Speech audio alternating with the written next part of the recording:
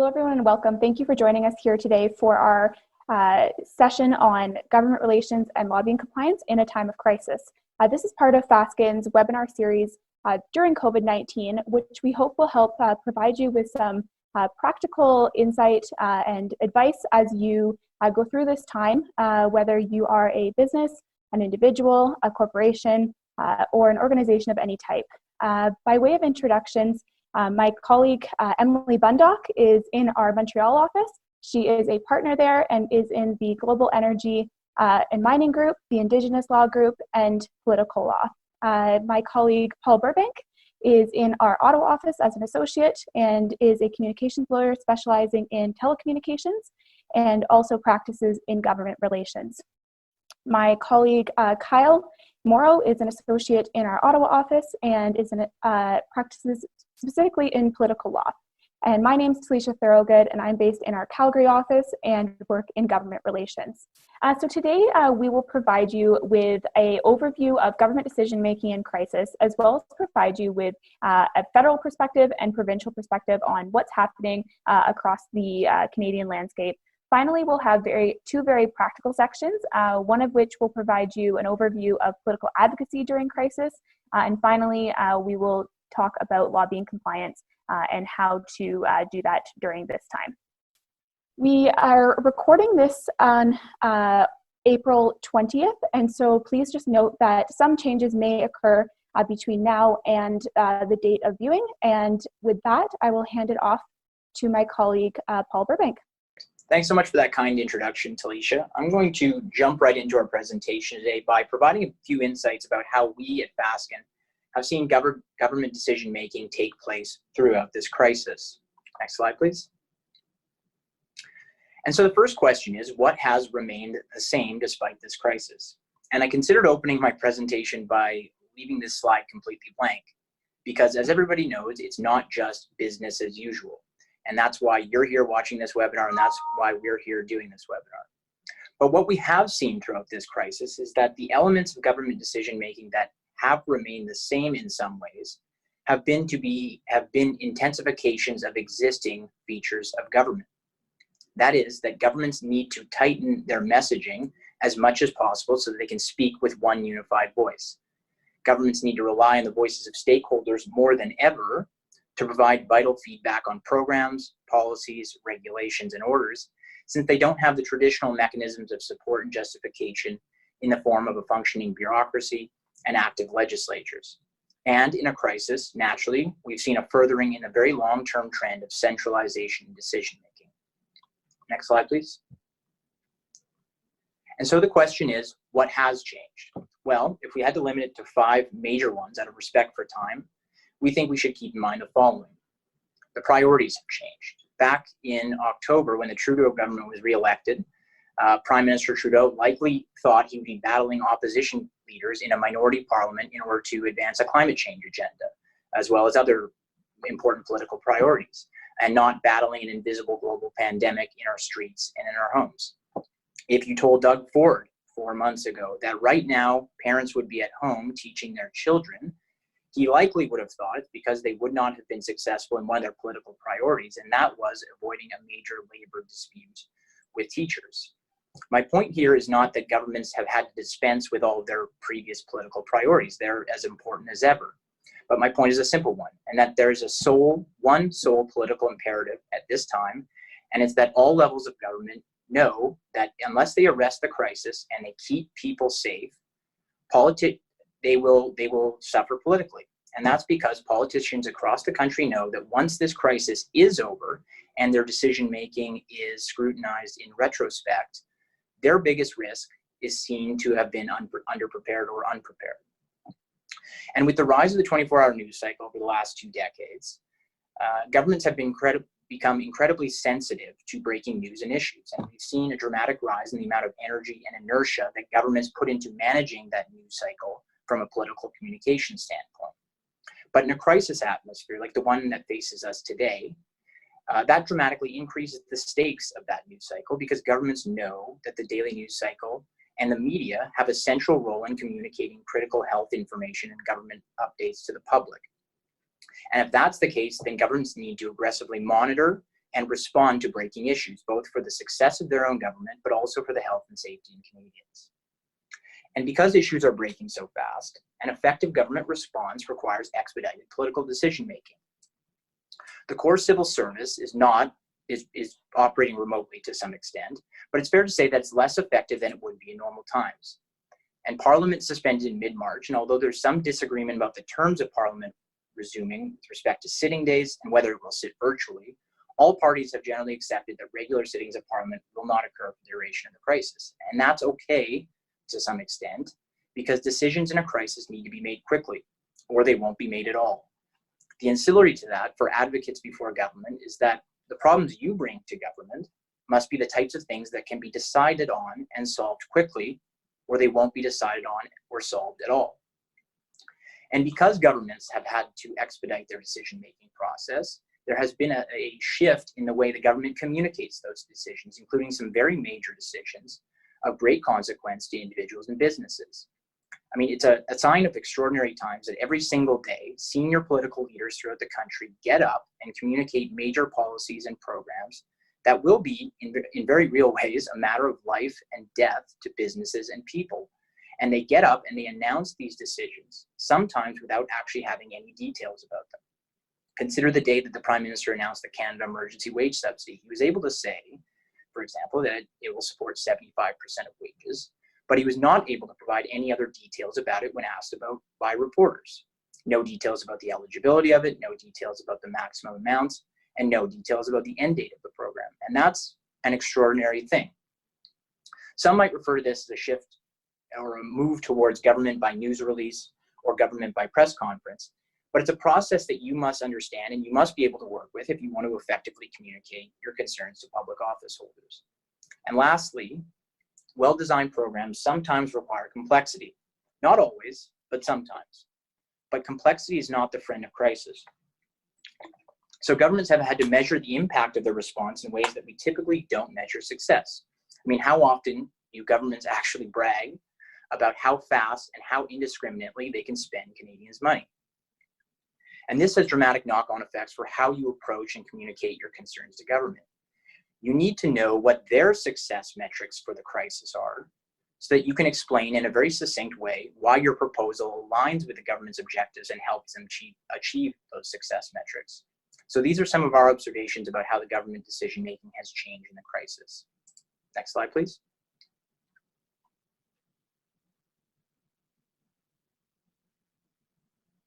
So the next thing we're going to talk about is how various levels of government throughout Canada have responded to the crisis. And I'm going to start by speaking about the federal government. Next slide, please. I'm going to be talking about the economic response plan only very briefly. I'm going to talk a little bit about how it's been responding to support public health and safety. And then I'm going to talk specifically about the political response to the crisis. Next slide, please. I'm not going to spend much time talking about the government's economic response, and I'm definitely not giving advice on how these measures interact with one another from a tax, employment, or any other legal perspective. But I do want to use the economic response as an example of contextualizing the political goals of decision makers. The government has rolled out in very great haste a series of programs that act as crucial stopgaps for businesses facing immediate financial distress. And it's created these programs with the clear intention of targeting the overriding costs that might prevent a business from being able to keep the lights on or keeping Canadians working.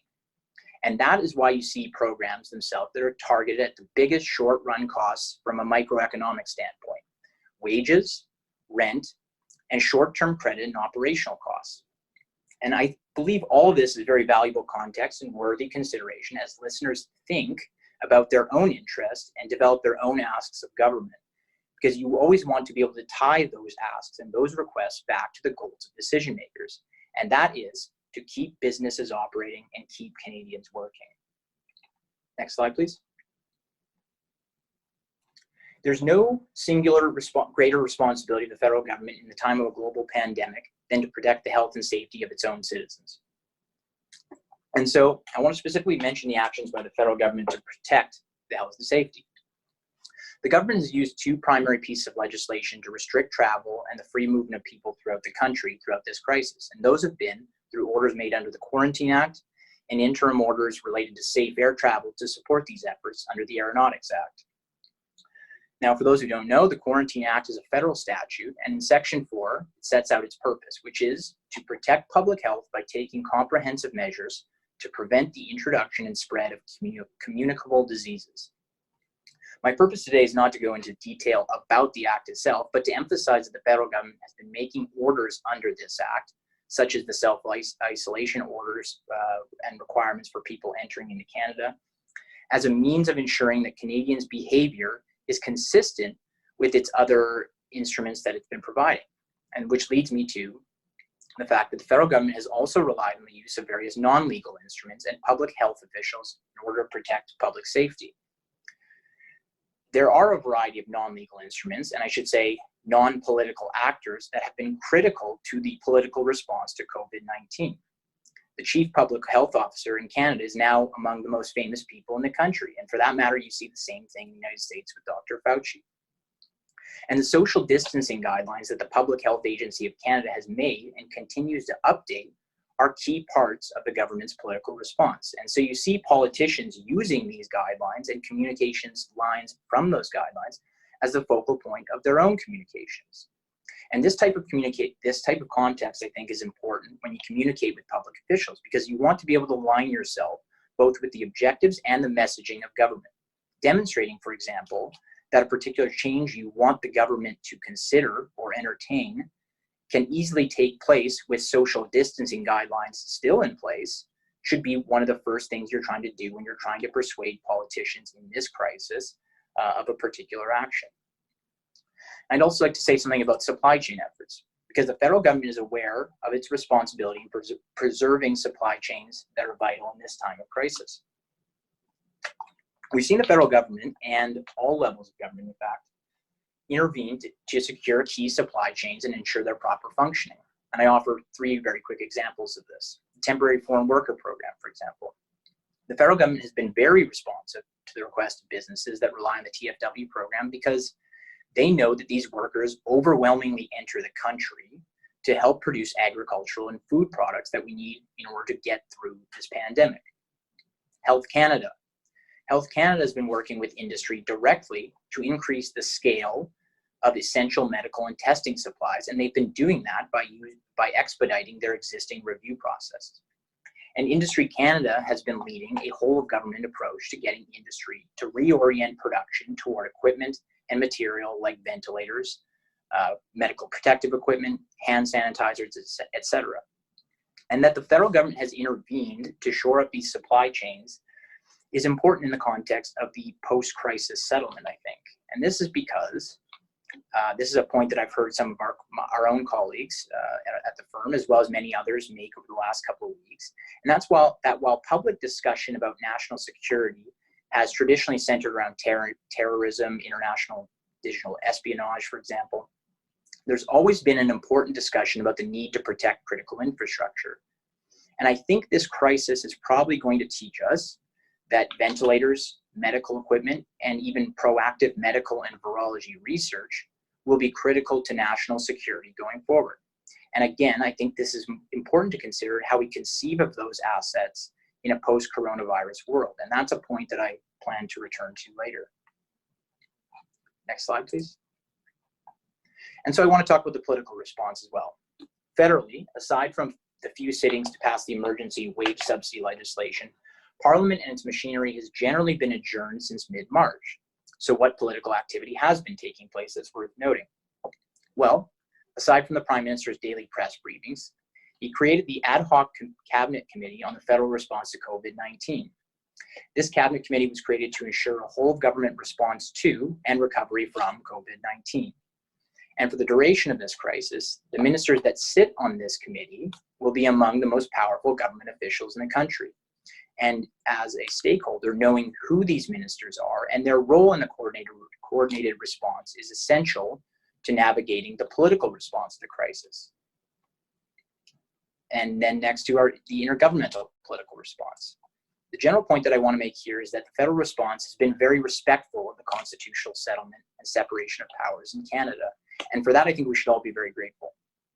we've seen a dramatic rise in the amount of intergovernmental cooperation to levels that months ago seemed probably not possible. Internationally, we've seen the United States work with Canada to harmonize measures related to travel at the border. In March, we saw President Trump and Prime Minister Trudeau agree to limit all recreational travel at the border, but to pay special attention to ensure that those closures don't disrupt vital supply chains between the two sides of the border. Although recently President Trump mused about the possibility of opening up the border to greater travel, the two leaders appear to be prepared to extend that agreement for another month, as the Canadian government has made it clear that Canadian interests will always come first. And within Canada, meanwhile, we've seen one-time political foes set aside their differences in order to respond to the crisis effectively. Not only are their communications with each other more respectful, and by that I mean various premiers and the Prime Minister, but they're actually rolling out programs together in areas of shared or provincial jurisdiction in a way that it kind of respects Canadian fiscal federalism. And two specific programs come to mind to me. That's the Emergency Commercial Rent Assistance for Small Business program, details of which are still emerging, as well as the temporary top-up of salaries for low-income essential workers that the provinces and territories have deemed essential. And these are very important programs of businesses, and they rely on this type of cooperation between different levels of government. There's a third point I want to raise about the political response to the crisis, and that is the deliberate decision by the federal government not to invoke the Emergencies Act, which would create a public welfare emergency and give the federal government the authority to control the production and flow of critical medical supplies and equipment. Not only is this decision not to invoke the Emergencies Act more respectful of Canada's constitutional settlement, as well as the many provinces that have done a great job, frankly, in my opinion, of protecting their citizens under their own emergency legislation, but it also preserves that level of intergovernmental cooperation that I didn't think was possible a few months ago. And I frankly feel that invoking the Federal Emergencies Act would have dragged Canada probably into an unnecessary and divisive debate between levels of government, somewhat akin to what we're seeing in the United States right now between the federal government and the states. And I think we can all agree that we've been very lucky to avoid that in our country, and the federal government deserves credit for that. So with that, I will turn it over to my colleagues, Emilie and Taleesha, to give a provincial perspective. Thanks, Paul. So I'm excited to chat a little bit today about the provincial perspective in Alberta, Ontario, and British Columbia. And then I will turn it over to my colleague, Emilie, to discuss Quebec. We will speak to individual provinces, and then I will draw contrasts between the three and how they've gone about dealing with this crisis. So to provide a little bit of an overview of what is actually happening, how government is operating in these provinces, I'll start with Ontario. So Ontario has only been recalling their legislature for special sittings. For example, when they decided to extend their state of emergency, they decided to recall. However, they're expected now to adjourn until the Emergency Act has been lifted. In terms of decision making, they've had a very centralized approach. The Premier has been the clear leader on this issue and has created what he's called the command table. This is made up of part of his cabinet as well as public health authorities, the Minister of Health, and they report in turn to the Minister of Health as well. The Premier continues to align himself with the Chief Medical Officer and again has clearly been the person in charge and the person at the forefront of the issue. In response to the economic fallout, they've also created the Economic and Jobs Recovery Committee. So this committee is going to help with the following the crisis, how they actually in turn deal with those issues and move forward as a province. The Premier has been praised throughout this, and I'll touch on that a little bit further when I draw further contrasts. Moving out to Alberta, they've taken a bit of a different approach and are definitely on, like BC, on a trajectory that is showing a flattening of the curve. They've just surpassed Australia for the highest level of testing in the world. And in terms of their legislature sittings, they are actually continuing to sit 3 days a week. The Chief Medical Officer deemed the sitting of the legislature essential, and the Premier has stated that the work of democracy should not and does not end in crisis. Like Ontario, they are holding daily press conferences. However, the Premier is not always there. In Ontario, you've seen the Premier there daily or almost daily with relevant ministers. In Alberta, you always see the Chief Medical Officer, as well as sometimes the Premier and Cabinet, depending on the announcement of the day. He has appointed a committee that is invoked as soon as a state of emergency is made in the province. So the Emergency Management Committee of Cabinet is made up of some core members of his cabinet and is appointed through an order in council, again, once a state of emergency has been invoked. This has created a centralized decision-making for the province, where you're seeing that decision-making is all going through that committee. However, at the beginning of the crisis, when that committee was appointed, they did give the Premier the ability to use all means necessary to keep Albertans safe. Similarly to how his government has been governed throughout his mandate, they have a centralized approach and have continued that through this time. Alberta is in a bit of a unique situation, however, being hit with a triple storm, as a lot of people have called it in Alberta, not only dealing with the coronavirus pandemic, but also dealing with the economic fallout that comes from that, but also with the OPEC price war.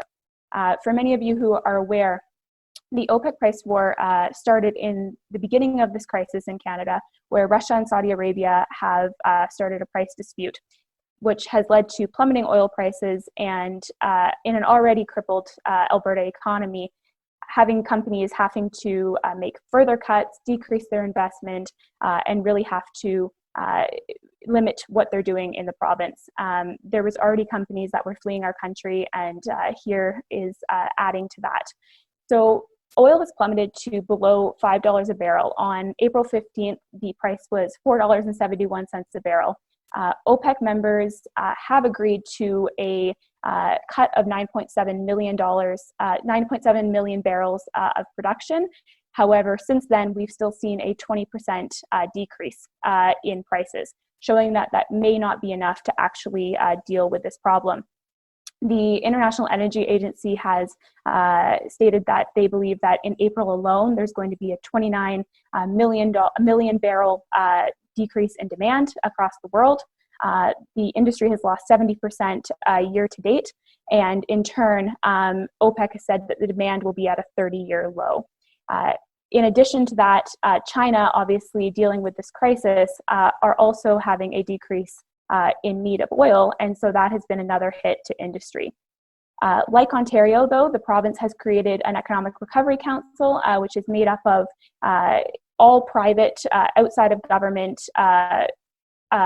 officials, and so this is going to hopefully help the province as they move to get back on track. Moving to British Columbia, they have taken, again, a very different approach. They've had a less centralized approach to this. Premier Horgan has taken a backseat to both the Chief Medical Officer, Bonnie Henry, and his Minister of Health. You're not seeing Premier Horgan at the forefront. He is not doing the daily press conferences.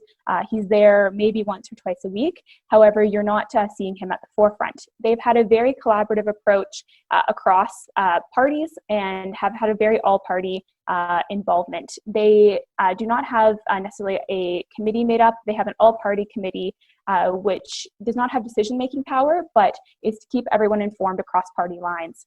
The legislature has only sat, like Ontario, when needing to pass specific measures. And in terms of their engagement with stakeholders, they've really shelved any issues that are not dealing with the crisis or COVID related, but are starting to look at those economic measures. In turn, they've announced the Economic Recovery Task Force, which is going to be made up of members of cabinet as well as important stakeholders in the province, like the boards of trade, chambers of commerce, and the Federation of Labor. To draw a couple contrasts, again, they've taken very different approaches in their handling of the crisis and in their relations with the federal government. You're seeing both in BC and Ontario very much aligning with the federal government. I'll especially note Doug Ford has really aligned himself with the federal government, not criticizing the Prime Minister, But in turn, you have to look to the electoral angle and say that this may be partially, in turn, a response to a potential path to approval in the province leading up to a future Ontario election. In the province of Alberta, you are seeing some criticism coming out, but again, that has been in line with during their mandate, and that does play a lot better in the province of Alberta in terms of being critical of the federal government. Across the country, though, you're seeing public opinion is very high for politicians in their dealing with this crisis.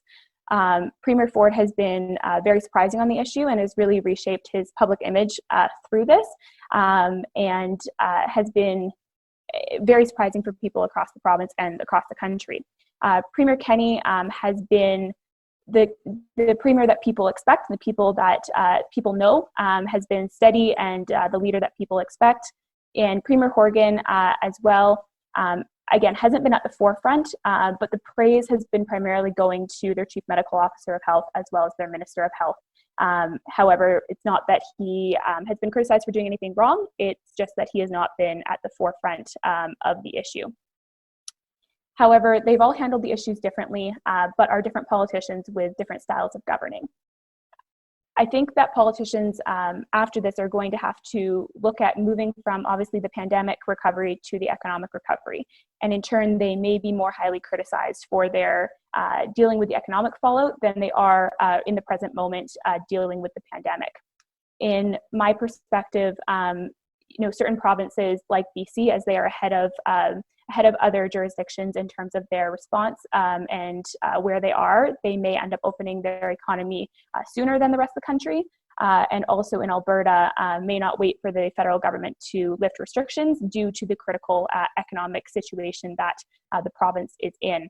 The Premier has already stated that he will take the lead of Taiwan and Singapore and South Korea in reopening the economy in the wake of a potential second wave of the virus.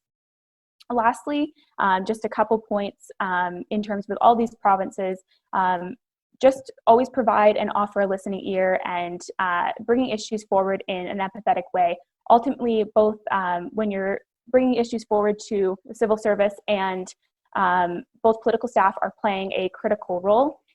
All jurisdictions, it's important to build machinery, build relationships across the machinery of government. Taking an all-government approach, focus your energy, though, on who is playing a critical role on whatever issue in your file and who has influence, and where you can see it being efficiently resolved. Staffers and bureaucrats and elected officials want to be helpful in this time, but don't always have the ability or time to do so. So find the person who is in charge of your file and try to move it forward that way. And ultimately be strategic in your time and efforts and position yourself now for a post-crisis government relations response and efforts. With that, I will turn it over to my colleague, Emilie. Thank you, Taleesha. So maybe just a few words on what we see in Quebec, which is quite similar to what my colleagues Paul and Taleesha have spoken about. So in Quebec, there's currently no official sitting at the National Assembly, and this will likely remain the same until at least May the 5th, and maybe later than that.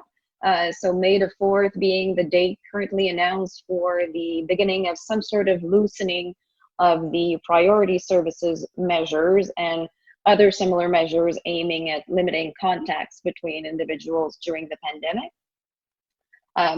So those efforts for flattening the curve, basically. The government and opposing parties have, however, agreed to hold Q&A sessions between members of the National Assembly and ministers, sort of virtual parliamentary commissions, as we could describe them. Those will likely begin on April 24th and are set to continue until May 1st. Premier Legault has been holding daily press conferences since the beginning of the crisis. Those are scheduled at 1 p.m. It allows the Premier to follow up on what Prime Minister Trudeau may have said in his daily press conference scheduled earlier during the day, so generally around 11 a.m. Starting this past Saturday, Premier Legault has taken weekends off So we expect that he will not be holding press conferences during the weekend, the upcoming weekends, except if exceptional circumstances call for such. The Premier is almost always appearing with the Minister of Health and Social Services, as well as the National Director of Public Health. Other ministers sometimes have joined the group for specific announcements, and Vice Premier Geneviève Guilbeault has replaced Premier Legault on certain Saturdays. Of course, the absence of the National Assembly regular sessions and the fact that most of the COVID-19 related measures are adopted by way of orders in council or decrees or ministerial orders. This results in decision-making being mostly done at the very top level of government. We've seen initiatives happening very quickly at the administrative level too. So for example, to support the implementation of the order in council regarding priority services in Quebec, there's a priority services special team that was created within the Ministry of the Economy and Innovation to assess special cases of businesses that are difficult to classify under the schedule of the decree. So from what we've seen so far, public health is still paramount in the decision-making process.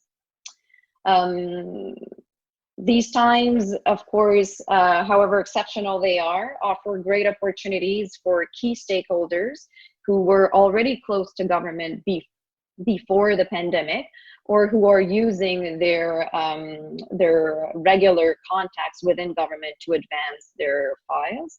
Everything happens so fast. And I know Paul will give a few tips on advocacy in a second.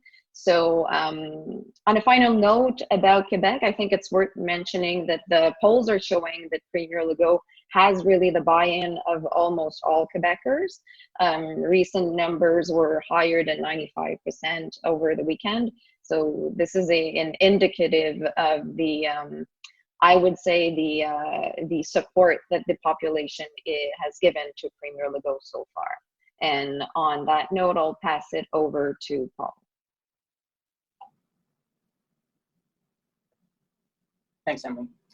And so now I'm going to provide a few insights about how we at Fasken, over the duration of this crisis, have been able to serve as advocates to government. Next slide, please. I opened this presentation by talking a little bit about how government decision-making changes during a crisis. And I noted that naturally, governments become more reactive to emerging and breaking issues. They speed up the process of decision-making at the political level, and they communicate these decisions that have really major ramifications for businesses and individuals at all times of the day and through a variety of channels. And that means that monitoring that decision-making and announcing process is more vital than ever. Not only do businesses that effectively monitor and identify critical issues early have more time to respond to them, to obtain legal advice if they need it, and to prepare an effective intervention to political decision makers if the decision is going to have unintended negative consequences on that business or that industry. And so we can say with a great deal of confidence that effective advocacy requires monitoring of a rapidly shifting political, economic, and public health landscape. For instance, the amount of work that we personally have done monitoring the introduction of new orders and regulations at all hours of the day has increased markedly since the start of this crisis. And part of that monitoring is reactive, but part of it's proactive, in that you need to actively reach out to seek out your key government officials through a variety of channels in a legally compliant manner to obtain information about when new orders and regulations might be announced. I can personally confirm that that has been an important part of our work in providing legal advice to enterprises that want to continue operating as essential businesses despite mandatory business closures in various provinces. And a comment on stakeholders. Crises themselves are very disruptive. They're disruptive to public life, and they're disruptive to business. And so what governments and businesses really crave, what they really need during a crisis, is continuity. Continuity of business, continuity of employment of individuals, continuity in the movement of goods and services. And so in this crisis, rethinking your alignment with other stakeholder groups in a way that demonstrates preserved continuity is always a critical task. Horizontal alignment is still important, but we have traditional mechanisms to do that already. And everybody that's familiar with the work of industry associations know that they're often very good and effective at speaking to government with a unified voice. But in this crisis, this public health crisis, being able to communicate how a particular disruption is going to affect business in a vertical fashion, that is throughout the supply chain, is an unusually difficult task. But I think it's also a very important task. And that means identifying and collaborating with other stakeholders and businesses that you may not be used to conducting government and political advocacy with. But we have found that in our work, that constantly working with to identify and construct new coalitions of interest is an essential task if you're trying to persuade political decision makers that you speak with credibility in the midst of this unprecedented crisis. Next slide, please. And so once you've monitored and identified a potential issue, and once you've identified what stakeholder interests are at stake, you then need to consider how you will act as an advocate for those interests. And that means, I think, considering a few important questions. First, you must ask whose interests are at stake. When do you attempt to communicate a message alone? And when do you want to build that coalition of stakeholders to engage in collective advocacy? I think sometimes communicating a message as a lone interest can probably be very effective. But if you want to do that, you need to be able to speak with a high degree of credibility on an issue, and the issue needs to be sufficiently broad-based that you garner enough attention for it. And once you've identified your interest, you need to consider the urgency of that interest. If the problem is not of great significance to the government, such that it won't warrant attention from busy senior decision makers within government, you may want to intervene at a lower level with an appropriate connection within a minister's office or within the civil service. Similarly, if the problem is important to your interests, but not so vital that you want to use your political capital by taking that directly to senior decision makers, consider whether it's better to hold off on intervening entirely at this time. And so again, you need to ask if you are reacting to an issue of vital interest or if you're trying to get ahead of an issue. And there's also a question about targeting. Is there a specific minister that you know has responsibility for a particular file, portfolio, or an issue that's important to you, such that you can deliver the message directly to their office? When do you engage political opposition parties, for example? Even in a crisis, opposition parties can help amplify your message. But opposition parties and MPs oppose the government, and they are, by their very nature, confrontational. So I think there's a substantial risk in sometimes using opposition parties to advance a specific interest, because you may be seen to be playing petty politics in the midst of crisis, and that's not a good look. One example of how to solve this sort of targeted versus broad question can be seen in the use of backbench and local MPs. The general rule in a crisis that if the decision maker does not have a meaningful role in developing a policy, a program, or a regulation during that crisis, then don't focus your limited time and energy on engaging them. For example, if you learn that a policy with significant negative consequences for your business is about to be announced during a press conference, it's likely not the most effective use of your time to engage the local MPs in each riding where your business operates to inform them of this problem. Alternatively, and instead, you could immediately generate a list by doing some research of all affected MPs in order to take that list and use it as part of a clear and direct intervention to senior staff in the appropriate minister's or first minister's office. That way, you still communicate that it's an issue of great importance to those MPs, and there's a political dimension to it, but you don't waste your time or use a lot of time engaging public office holders that don't necessarily have a role in making that decision. And so there's a variety of tactics that you can use to be an effective political advocate in a crisis, but you can only do that once you've done the heavy lifting up front. And that means effective legal and political monitoring, identifying and engaging new coalitions of stakeholders, and then tailoring and targeting your message to the right political actors. Next slide, please. I thought I'd close out by offering 3 takeaways, but tell them through a variety of cliches. Earlier, we talked about the process of governmental decision-making in a crisis, and we talked about how it doesn't really resemble in any manner the way that governments make decisions during normal times. And you need to be aware of this in order to be an effective advocate. Your role as a stakeholder, as a vested interest, as an advocate to political decision makers, is to help them make those decisions when they're not supported by the institutions on which they traditionally rely. Policies and programs that are vital to entire industries are being rolled out without that input from subject matter policy experts that populate the core civil service, and without the mechanisms of political oversight, as we talked about in the political response. Many legislatures are shut down, so we don't have that form of parliamentary debate and study committees that we traditionally see in many jurisdictions.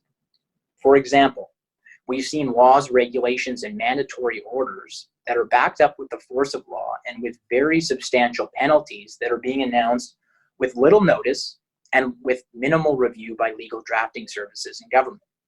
And anybody in their legal practice that engages in statutory interpretation will be able to tell you that that is a minefield of legal risk for businesses, and that it will likely require stakeholder interventions and advocacy to explain the unintended consequences that are naturally going to arise from this type of rulemaking. And so your role in that process then is to assist decision makers in correcting mistakes. And that means presenting constructive solutions and not railing against governments when they're making good faith efforts. And this leads me to my second cliche, and that is that when you do act as an advocate to political decision makers during a crisis, it's more vital than ever to simplify your intervention. I think we all suffer from this bias in personal communications where our natural instinct is to think that the person that is listening to our message knows as much about that topic as we do, that their inherent understanding of a topic is equal to ours. I say this guilty as anybody else because I'm a lawyer and I'm overly wordy and I'm overly technical, and I know that. But I'd wager that most advocates before government overestimate the target's knowledge or ability to grasp the fine details of a particular issue. And that's not a joke about politicians, because it's a fact of legal advocacy before judges as well. And so you have to simplify. And there's an extension to this, and because I'm on such a roll here, I think I'm going to add in a bonus cliche, and it's one that I borrowed from Justice Fasken on effective legal advocacy, and that is, forget the wind-up and make the pitch. And in any crisis, time is a precious commodity. But in a public health emergency like the one we're facing today, it is literally a matter of life and death for many people. And as we talked about before, decision-making centralizes during a crisis. And so the higher up you're going to go with your particular intervention, the less time that decision maker will naturally have for you. And so the combination of these two cliches is that when you advocate during a crisis, your problem should be identifiable and immediate, your message must be simple, and your request to the office holder must be clear.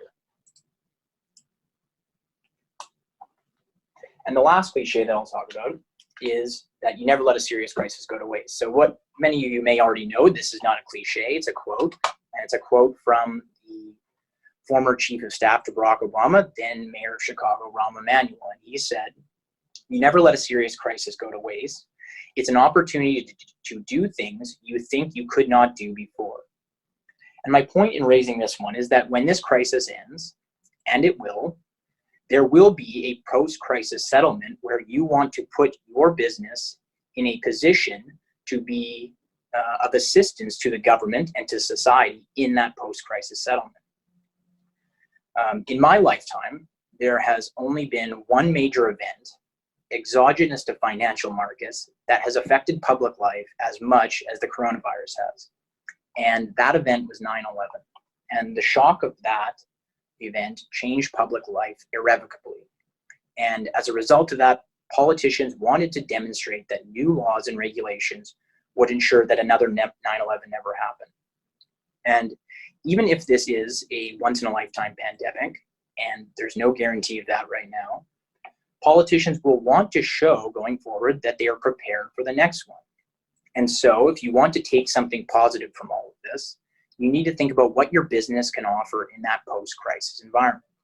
And I think I'll conclude with one example that's close to me, and that is the telecommunications industry.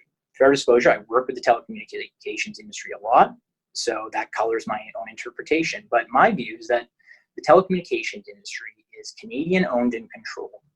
It indirectly employs hundreds of thousands of Canadians. It invests billions and billions of dollars each year in physical infrastructure throughout the country. And yet, despite that, politicians of all stripe have seen the telecommunications industry as something almost to vilify or belittle or attack or use for political gain going forward, for their own personal political gain. But what we see now during this crisis is that stable, high quality, secure telecommunications networks are more essential than ever. They are essential to help us in the shift to working remotely. They are essential to helping individuals who are self-isolating and need to maintain human connection for their own personal sanity. And they are going to be necessary to drive the process of automation in the future that likely would protect lives in this exact type of circumstance. And so I chose that example because it's familiar to me, but I can think of many other industries that would be affected in the same way. The pharmaceutical industry comes to mind, and as well as the tech industry, who has had some difficulty in the past with how it collects and uses people's individual private data and personal data. And so I think there's an opportunity in this entire crisis to look forward and consider how your business and your enterprise fits into that post-crisis world and how you can make yourself useful to government in that environment. And so I thought I would provide a little summary of the types of government relations services that we've offered at Fasken, especially throughout this crisis. We've offered crisis communications and issue management services. Like I mentioned before, stakeholder relations have become incredibly important in building a winning coalition, and building a coalition that can speak with credibility is of great importance during the crisis. We offer strategic advice as well as communications and communication planning and strategic planning and facilitation. And with that, I will turn it over to my colleagues who will discuss legal compliance. So thank you, Paul and Taleesha. We're going to shift gears now from the strategic government relations piece to the legal or lobbying compliance piece. My colleague Emilie and I are going to walk through three portions in this part of the presentation. We're going to first explain what is lobbying, the elements of lobbying. We're then going to explain what are the exceptions, what is not lobbying, and then we'll walk you through some specific examples of how to file lobbyist registrations in various jurisdictions. It's becoming increasingly important for businesses and organizations to understand lobbying laws in order to ensure that they're compliant. Many companies, many organizations are communicating with the government about COVID-19. Some of these communications are regulated and are lobbying, and some of these communications are not regulated and are not lobbying. The first slide I want to bring up here is a map of Canada, and you'll notice that lobbying is regulated in a number of jurisdictions across the country. For the purposes of this presentation, we're going to focus on the provincial and the federal jurisdiction.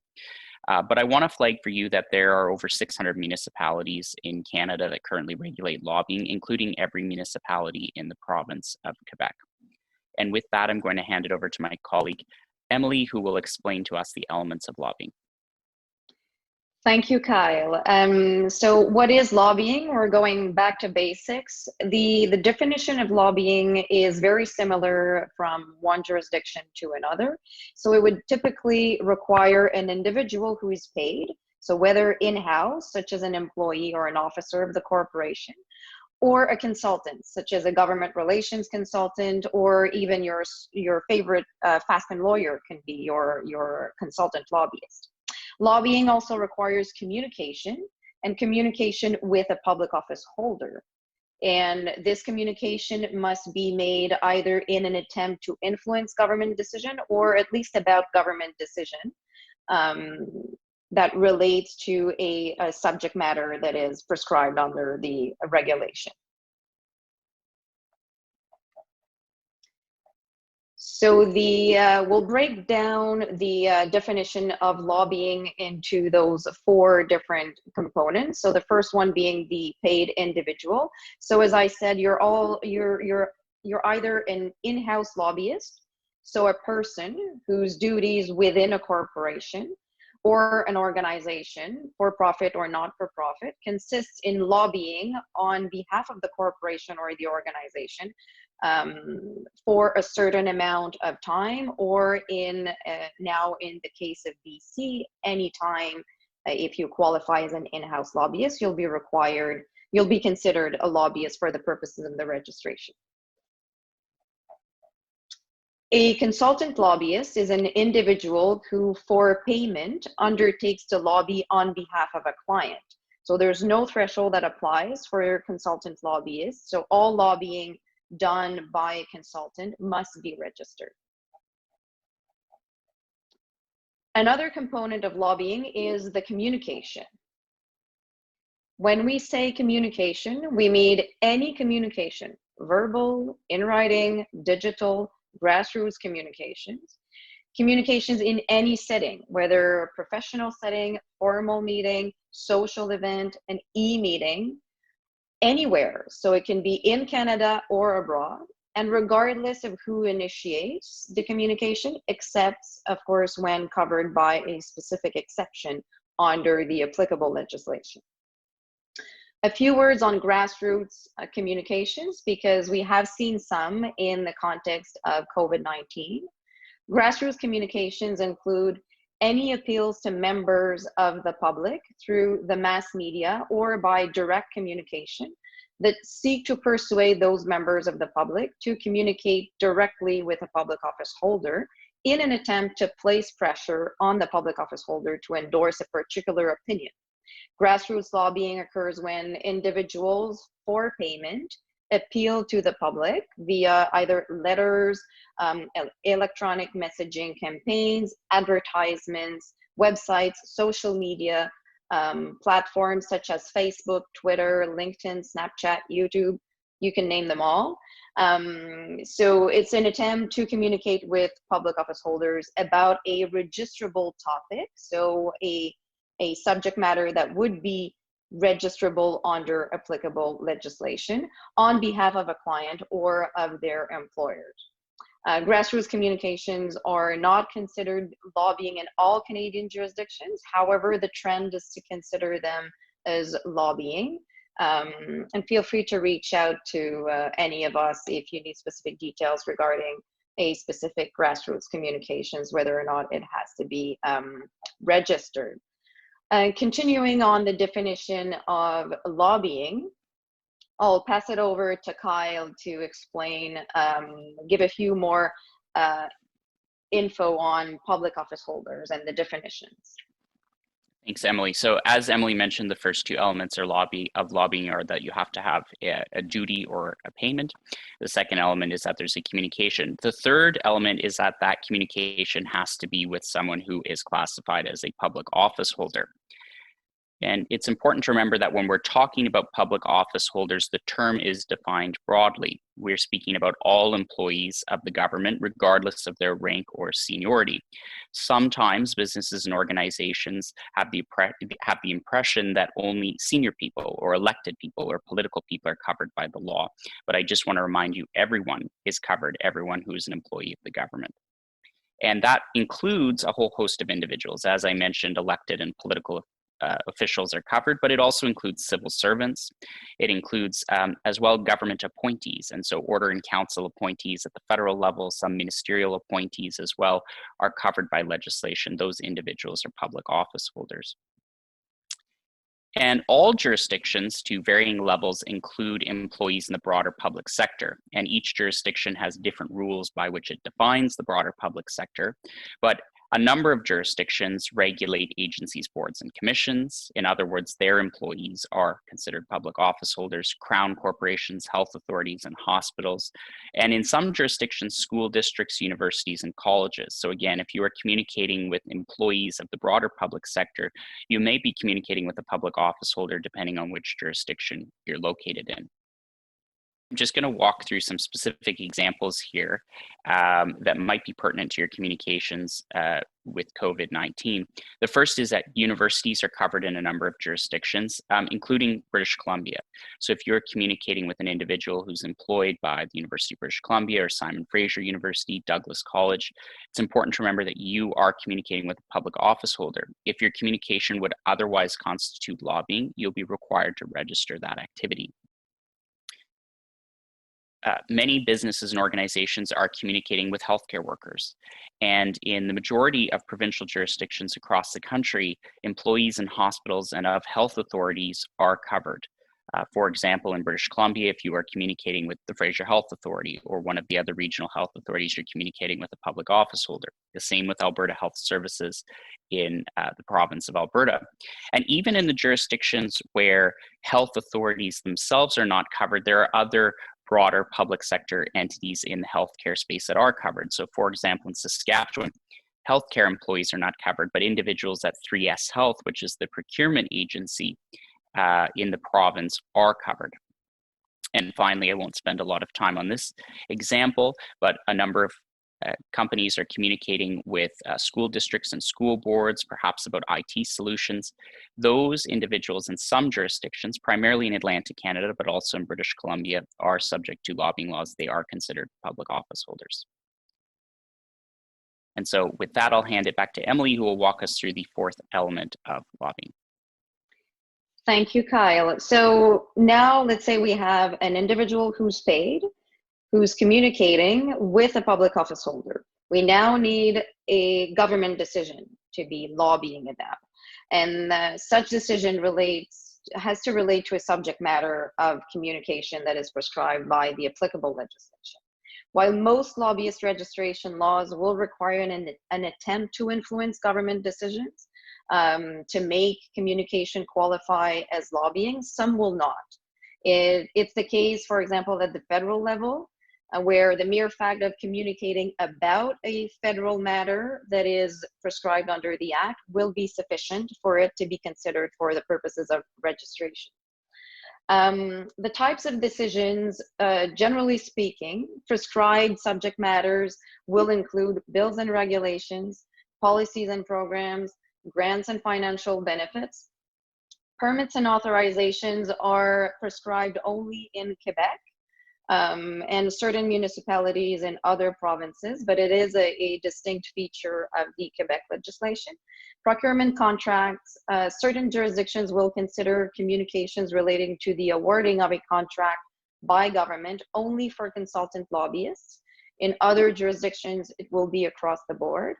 And the other one is arranging a meeting. So in most jurisdictions, arranging a meeting will be lobbying only for consultant lobbyists, or only if the subject matter to be discussed at the meeting or during the communication is prescribed under the Act. And of course, this must be assessed on a case-by-case basis. Moving to going into more details about bills and regulations now. So prescribed subject matters will generally include the development, introduction, passage, defeat, amendment, or repeal of any bill, act, or regulation. The term regulation is typically defined broad enough to include any legislative or regulatory proposal, decree, order in council, ministerial order, or similar legal instruments that's enacted pursuant to a statutory power or by cabinet or under cabinet authority.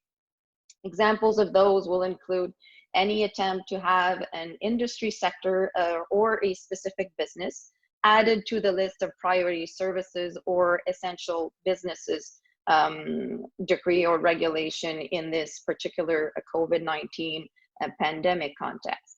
Also included in that type of prescribed communication would be an attempt to shorten or extend the period of application of such order. Moving to policies or programs. The policies or programs category includes the development, amendment, or termination of any policy or program of the government. So for example, any attempt to feed the government with information on how to design government economic response will fall within the ambit of most lobbyist registration legislation.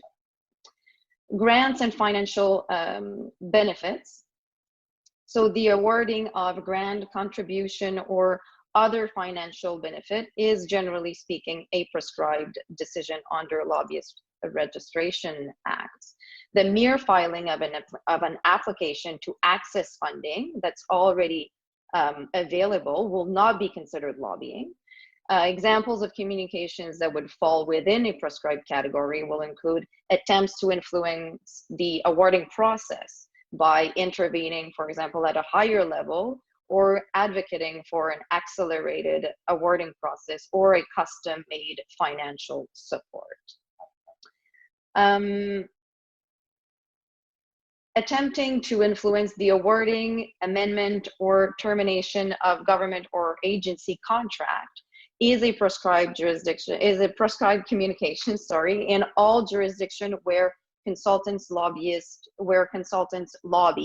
and in certain jurisdictions, it's also a prescribed communication for in-house lobbyists. The law will exclude from that category communications made in the context of an RFP.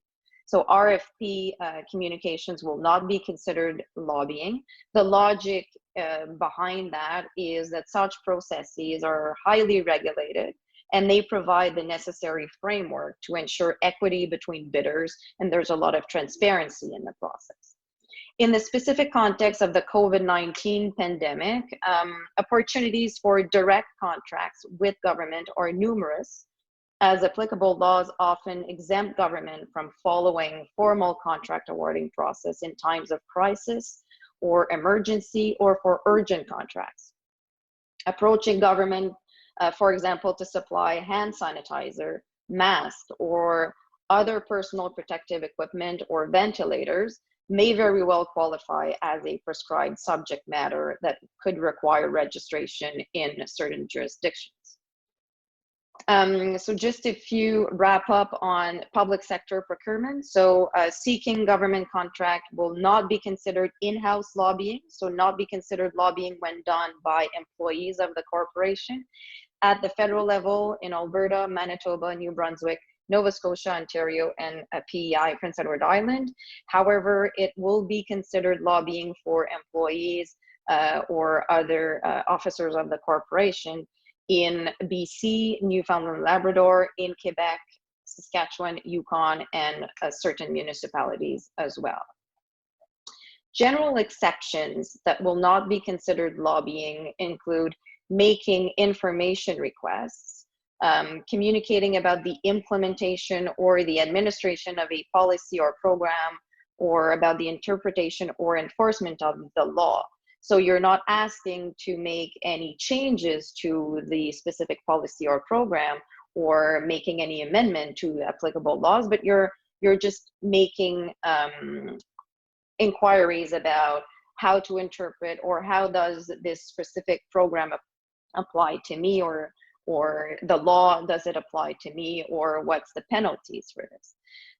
Participating in a public hearing is generally speaking not considered lobbying. And in certain jurisdictions, a response to written requests or written information requests or requests for comments by the government will not be considered lobbying either. And on that, I'll switch it over to Kyle, who will talk about how to file registrations. Thanks, Emilie. So I just want to walk through kind of the nuts and bolts of filing lobbyist registrations. We're going to provide a high-level overview. And of course, if you have questions about filing a registration in any given jurisdiction, we'd be more than happy to follow up with you after the presentation. The first thing I want to talk about is, when does a lobbyist have to file a registration? And the answer is, it depends on which type of lobbyist you are. So again, as Emilie indicated before, consultant lobbyists are independent contractors, they're consultants, they're individuals who work for lobbying or government relation firms. And in some jurisdictions, they're also individuals who sit on the board of directors for a company, including at the federal level. It's important to remember, for consultant lobbyists, there is no threshold. Consultant lobbyists must register all of their lobbying activity, regardless of the volume of lobbying that takes place. And the threshold, or the trigger date, differs depending on the jurisdiction you're in. For consultant lobbyists, in some jurisdictions, you have a number of days to register from when you contracted to lobby or you undertook to lobby. And in other jurisdictions, you have a number of days to register after your first communication. And the country is pretty evenly divided. At the federal level, for example, you'll notice a consultant is required to register within 10 days of contracting or undertaking to lobby. Now, what does that mean? Well, it means that lobbyists or consultants may be required to register even if they never actually communicate. So if I undertake to lobby on behalf of a client on January 1, and I don't actually communicate with the government until May 1, I'm still required to register at the federal level and in all of those jurisdictions on the right by January 10th. In-house lobbyists are a little bit different. And again, in-house lobbyists are legal employees and legal officers of a company or an organization. At the provincial level and at the federal level, you are only required to register as a company or as an organization if you reach a minimum threshold. And now I will just point out British Columbia, as of May 4th, will be the first province to eliminate its threshold. But in all the other jurisdictions, you need to reach the minimum. And after you've reached the minimum, you're required to register within a certain number of days, which I have on the next slide. I want to point out just a couple of things, though. A number of jurisdictions include preparation time and travel time. Travel time, obviously, won't be too much of a concern given the pandemic. But when you look at a threshold that's 100 hours or 50 hours, you may say, my organization is not lobbying that much. But it's important to remember that in most jurisdictions, you need to include preparation time in the threshold. So let's assume you've met the threshold as an in-house lobbyist. How much time do you have to register? In most jurisdictions, you have 60 days or 2 months from the date that you reach the threshold. In BC, again, the threshold will be eliminated as of May 4th, and in Newfoundland and Labrador, you only have 10 days from reaching the threshold to register. Consultants, again, there's 2 separate trigger dates here, so you have to read this slide in conjunction with the slide a few back. You have 10 days in most jurisdictions to register from either your first communication for those jurisdictions that were in the left-hand side of the column, or 10 days from your undertaking date. And in some jurisdictions, New Brunswick and Quebec namely, you have slightly lengthier deadlines. So what are general registration requirements? And I just want to preface this by saying I'm providing a general overview of what goes into registration. The registration contents differ from jurisdiction to jurisdiction. Some jurisdictions have more broader reporting requirements and some jurisdictions have more specific reporting requirements. But in general, there's a number of buckets of information that you'll need to gather in order to file a lobbyist registration. The first is obviously you need to disclose information on your lobbying activities. In all jurisdictions, you're required to indicate what contract or government decision or legislation or bylaw that you are communicating about. You're also required in all jurisdictions to identify the government institutions you are communicating with. So at the federal level, for example, I'm communicating with the Department of Innovation, Science and Economic Development, or in British Columbia, I'm communicating with the Fraser Health Authority. In some jurisdictions, you're actually even required to identify specific public office holders. So again, not naming the government institution, but in naming the individuals within that government institution that you communicate with. The second bucket is information on corporate structure. I won't spend a ton of time on that, but you are required to disclose parents and subsidiary corporations, as well as anyone who's controlling or directing your organization or your organization's lobbying activities. Government funding is an area sometimes where companies run into compliance issues. You are required in almost all jurisdictions across Canada to disclose government funding that you receive from both domestic sources, that could be a provincial, municipal, or federal government, but also from foreign government sources. If you receive government funding from another foreign entity, you're required to disclose that information as well.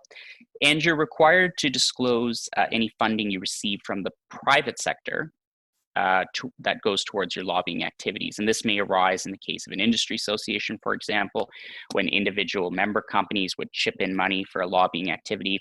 It might also apply in a situation where competitors might team up, for example, in a coalition and contribute money to a collective lobbying effort.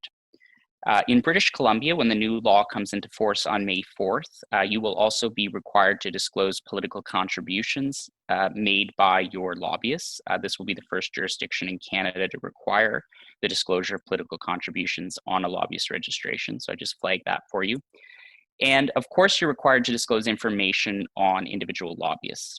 And the level of detail that is required depends on the jurisdiction. For example, at the federal level, one of the requirements is that you disclose all previous employment by all of your lobbyists within the federal government. What does that mean? Well, that means if you're an executive at a company now and 20 years ago you did an internship with Parks Canada, you're required to disclose that internship with Parks Canada on your registration. There's also a number of other requirements you are required to disclose. For example, in some jurisdictions, if your lobbyists have contracts with the government, if your lobbyists are paid on a contingency fee basis, and in some jurisdictions, actually those contingency fees are illegal. So that's a general overview. Again, if you have specific questions, we'd be more than willing to follow up with you after. I just want to remind you that lobbyist registrations are not like driver's licenses. So once you file the initial registration, you're not good to just continue lobbying. You need to continue to update your registration as things change. That includes removing things and adding things. Your deadlines to update your registrations are generally 30 days after a change occurs. The exception is at the federal level and in British Columbia, where the new law will come into force on May 4th. In those last two jurisdictions, you have until the 15th of the following month to update your registration.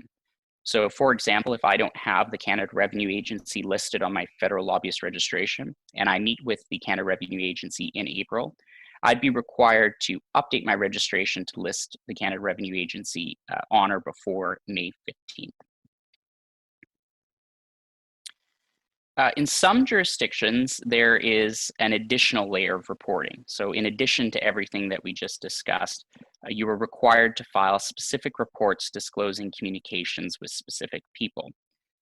In British Columbia, this again is not yet enforced, but will be enforced as of May 4th. You will be required to disclose all communications, written or oral, with what the Act defines as a senior public office holder. And a senior public office holder includes the Premier, it includes cabinet ministers, as well as parliamentary secretaries and MLAs. And it also includes staff of any of those individuals. It includes deputy ministers, assistant deputy ministers, and associate deputy ministers. It includes the chair and the vice chair of the board of directors or the board of governors for agencies, boards, commissions, crown corporations, health authorities, school districts, a whole host of those broader public sector entities we talked about earlier. And it also includes senior executives within those broader public sector entities, which usually is the president, chief executive officer, and vice presidents, but in a school district, for example, could include a superintendent, and in a number of crown corporations could include individuals such as a chief financial officer or a chief technology officer. So what are you required to report? Well, anytime you communicate with those people on the same reporting deadline that we talked about in the last slide, you're required the following month before the 15th to initiate the date or to disclose the date that you communicated with those individuals, what you spoke about, and who was participating in the communication, both from the government side and from the company side. There are similar reporting requirements at the federal level, but they're a little bit less broad. At the federal level, you're required to disclose when you have a prearranged oral communication. So in British Columbia, you have to disclose written and oral communications. At the federal level, it's only prearranged oral communications with what that federal act refers to as designated public office holders. And that again includes people such as the Prime Minister, cabinet ministers, parliamentary secretaries and their staff, members of parliament and senators, as well as senior civil servants, including deputy ministers, assistant deputy ministers, and associate deputy ministers. And those are as well due on the same reporting deadline as we discussed previously, so the 15th of the following month. So that concludes the portion of the presentation on lobbying compliance. Again, we'd be happy to follow up with you if you have any specific questions about lobbying compliance. I just want to provide a brief overview of some of the services that we provide to clients in the political law space. We assist clients with internal audits, compliance audits to determine if their company or their organization is in compliance with laws. We also assist a number of companies with their statutory filings. And we provide a whole host of other services that are designed to create a layer of due diligence to protect companies. And that can include training sessions. It can include developing policies and procedures and tracking mechanisms and all sorts of things. If you're interested, again, feel free to reach out to anyone on the call. And with that, I think I will hand it back to Emilie, who is going to lead us through the question and answer session. Thank you, Kyle. So thanks, everyone. We're jumping into the questions. We received a number of questions from participants in preparation for this presentation, and we thank you for that. The way we propose to manage the Q&A session is, of course, we receive those questions, we rephrase some of them, either to regroup some of those questions that were related to a similar topic, or to allow us to include more information in our answers. So without further ado, I'll start with question number one. Number one, have financial support measures been tied to climate change policies or objectives of the federal government? And I will let my colleagues Taleesha and Paul discuss this one. Thank you very much, Emilie. And I think that's a really good question. And I think it's a really good question because it somewhat builds on what I talked about earlier about governments needing to change their priorities, but simultaneously needing to still fulfill their own priorities for their own political goals. And this is obviously a big priority for the federal government. And I think the federal government deserves credit for being savvy about how it's continued to pursue that objective despite the crisis going on. And I think I would reference two specific things, and specifically things that the federal government has not done that helps them fulfill this objective. And the first thing is that the federal government has not, despite having the opportunity, obviously, as we know during a crisis, anything you can do to put money back in the pockets of Canadians is a positive thing and will help them through that fiscal crisis. But the Conservatives pushed the federal government very hard earlier on to not bring in the increase to the carbon tax. But the federal government saw that this was part of their political priority and they pushed ahead and they brought in that increase anyway. And that is an important thing for their climate change agenda. And the other thing is that the investments that they have made, including the money that was announced over the weekend to go to Alberta to help clean up orphan wells in the oil industry, is consistent with their policies with respect to climate change. So that's what I would say about that question. Yeah, the one thing I would add, Paul, is that in terms of the oil and gas sector side, there has been a response from the industry and the province of Alberta in that these measures, the $1.7 billion for abandoned wells, as well as $750 million for methane emissions, that these are helpful and a start, but they're not going to create the economic recovery that is really needed in the province. In addition, the industry has been calling on the government to provide new lines of credit as well.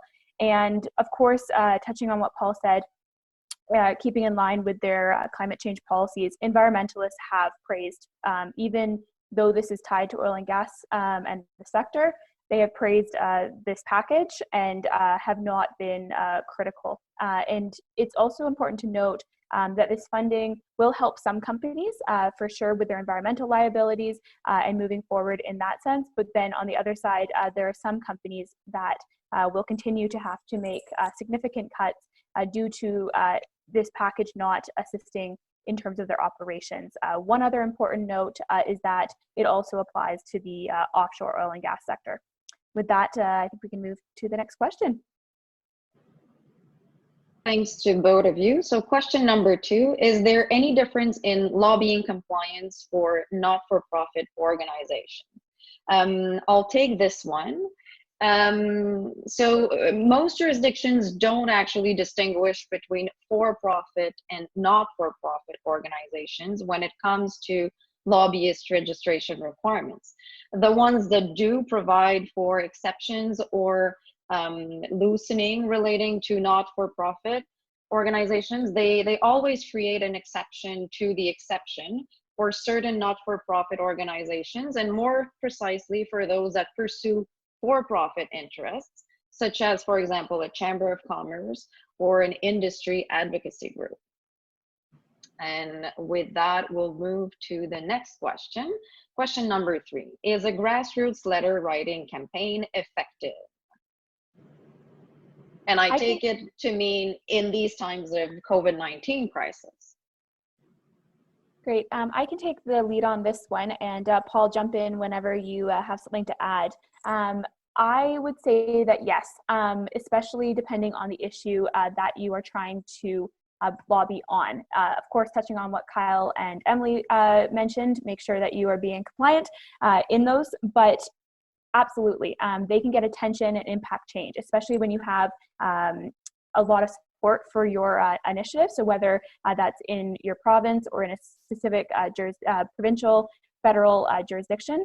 From my experience, having worked for an industry association that was quite active in kind of the public advocacy grassroots approach to lobbying, they were very highly effective on certain issues, and at one point sent 22,000 letters to the Prime Minister on a certain issue. On another campaign, they did 60 to 75,000 letters. And so in that, you then see public officials speaking out and saying, I've received a lot on this issue. And that can also, especially at a local level, it can be concerning for re-election for a local member of parliament if they have a huge number of their constituents speaking out and saying that they are either in favor or opposed to a certain measure that's in place.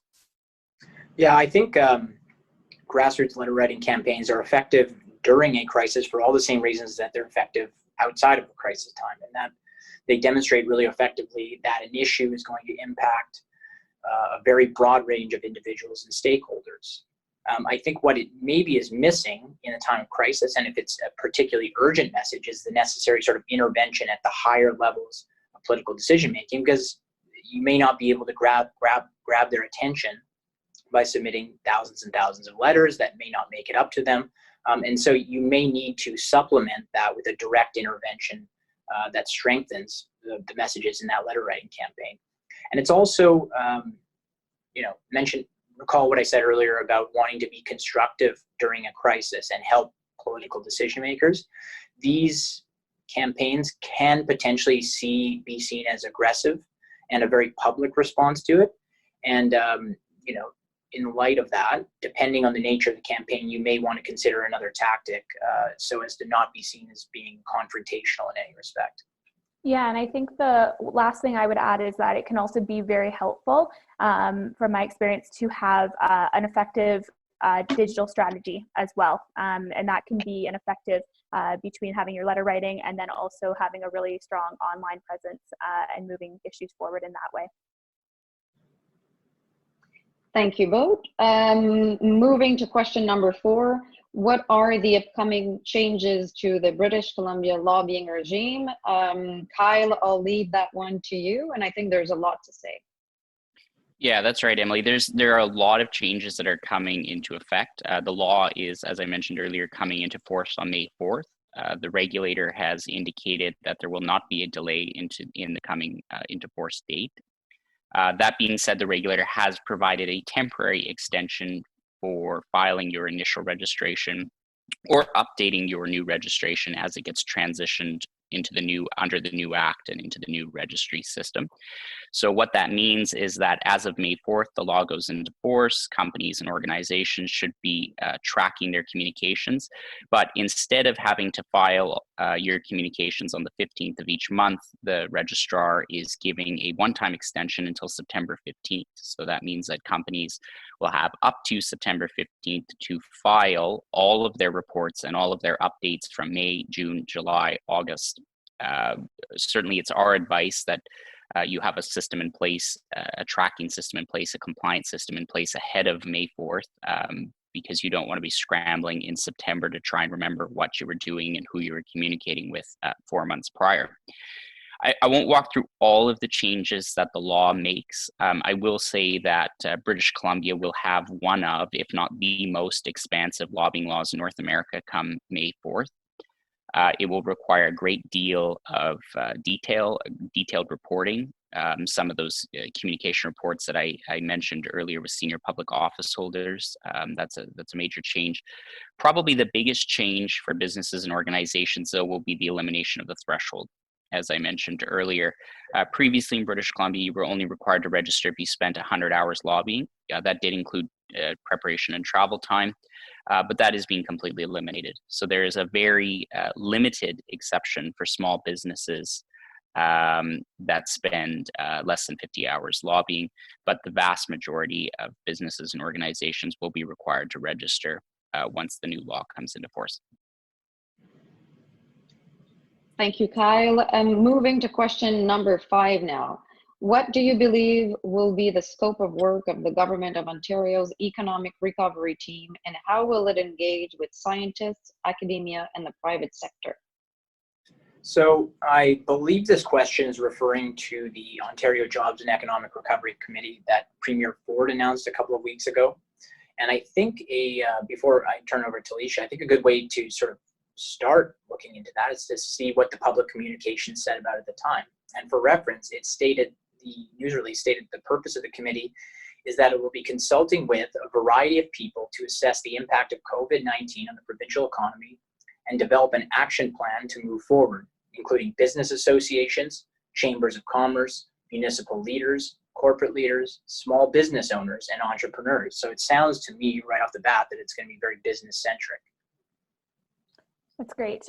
Yeah, so in the past, to answer the second part of this question, Premier Ford has in past and will obviously be consulting, but will continue the use of industry experts as they move forward with this economic recovery team. They have included consultations with, as Paul said, commerce, municipal leaders, small business owners, etc. In the past, they have used Dr. Ruben Devlin on health issues, Mr. Michael Lindsay on transit issues, who are not always the usual suspects, but are experts in their field. Similar to what the Alberta government has done in past and will continue to do in their economic recovery through this time. They typically have used Dr. Jack Mintz, who is the chair of their Economic Recovery Council. Often governments will do this to balance the views of officialdom, and this often helps to balance the voices of those in government and those outside of it. And it's important for governments to make use of experts to move issues forward. And in addition, as you move forward in your government relations efforts, you can also use industry experts as you move your GR efforts forward with whatever government or jurisdiction you're working in. Thank you all. Question number 6. We are an association with only 10 employees, but we correspond with numerous government officials across multiple policy areas in response to the current crisis. How and what are we required to report, especially with the coming changes to lobbying laws in BC on May 4th? Kyle?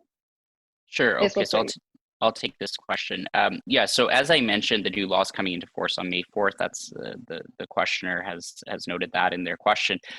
There will be a temporary delay until September 15th, but this organization will be required to start tracking its communications as of May 4th, assuming it was never registered in British Columbia before. It will have until September 15th to create a registration and to file communication reports detailing all of its communications, including emails and text messages with senior public office holders. And I take it by the question that the association is also involved in other levels of government. It might be municipalities or at the federal level. At the federal level, the association would be required to register if the lobbying activities or the volume of lobbying of all its employees, officers, reaches the threshold, which at the federal level is 20% of an employee equivalent, or approximately 30 hours in any given month. And again, that includes preparation time and travel time. And I'm going to operate on the assumption that this association is based in British Columbia. Currently, there's only one municipality that regulates lobbying in British Columbia. That is the city of Surrey. And their lobbying policy only applies to development and planning matters. So if this association is not involved in development and planning matters, At this point in time, they would not have to register for lobbying in any municipalities in British Columbia. Thank you, Kyle. We'll move to question 7. Celle-ci est en français, donc je vais la lire en français. La législation applicable prend-elle en compte les circonstances particulières à la crise actuelle? In English, this is, does applicable legislation take into account the current exceptional circumstances? So I'll answer in both French and English for the purposes of conveying this answer to everybody on the call. En français d'abord, mis à part là, les mesures qui ont été mises en place au niveau de l'entrée en vigueur de la loi en Colombie-Britannique, on n'a pas vu dans les décrets ou les autres arrêtés qui ont pour effet d'apporter des assouplissements, par exemple, aux exigences réglementaires, notamment en matière de délai. On n'a pas vu quoi que ce soit qui soit applicable là, en matière d'enregistrement des lobbyistes. D'ailleurs, certains commissaires et régulateurs ont même affirmé que les registres des lobbyistes sont essentiels en cette période de crise pour assurer la transparence et l'intégrité de nos institutions démocratiques. Switching to English now, so except for the phase-in period that Kyle discussed in the coming into force of the BC new legislation, we have not seen in orders in council or other decrees adopted to provide regulatory relief, anything that would have an impact on lobbyist registration compliance. To the contrary, actually, some regulators have said that the lobbyist registry is a critical tool in these times of crisis, as it enhances transparency and therefore participates in preserving the integrity of our democratic institutions. Question 8 now, moving to the next one. Is it more effective to bring concerns to political staff or civil servants in a time of crisis? Thanks, Emily. So I touched on this a little bit as I spoke about the provincial perspective, but I think it depends on your issue and it can be a combination of both. At this point, everyone is trying to be helpful, but again, don't always have the time to do so. Things are changing hour by hour. There's a sense of urgency, and there's not always the focus and the ability to go through normal processes. In addition, it's important to have relationships across the whole machinery of government. You never know what issues your organization or business is going to come across. And so building those relationships is really important, both with civil servants and political staff. Both are playing a critical role throughout this crisis. And again, they are trying to do the best with the time that they are given. In all jurisdictions, sometimes it can be easier to get answers from the top, and other times it's more difficult right now. And as a stakeholder, it can be increasingly difficult to move your issue forward. However, my advice would be to focus your energy on who is playing a critical role on your file, and always give the person who is in charge of a file the right of first refusal. You can always escalate your issues and move it further up if necessary. And find the person who isn't necessarily swamped during the crisis, and try and move your issue through those avenues, and you may get further faster. Ultimately, I would just say be strategic with both your time and your efforts, and always offer an empathetic ear in this time, and just understanding where government is at. Great answer. Couldn't have said it better myself, so I'll just leave it there. Thank you both. Question number 9. We are a not-for-profit organization engaged in advocacy and thought leadership. We have great relationships with our local mayor, MLAs, and MPs. At what point would we be crossing the line between advocacy to lobbying?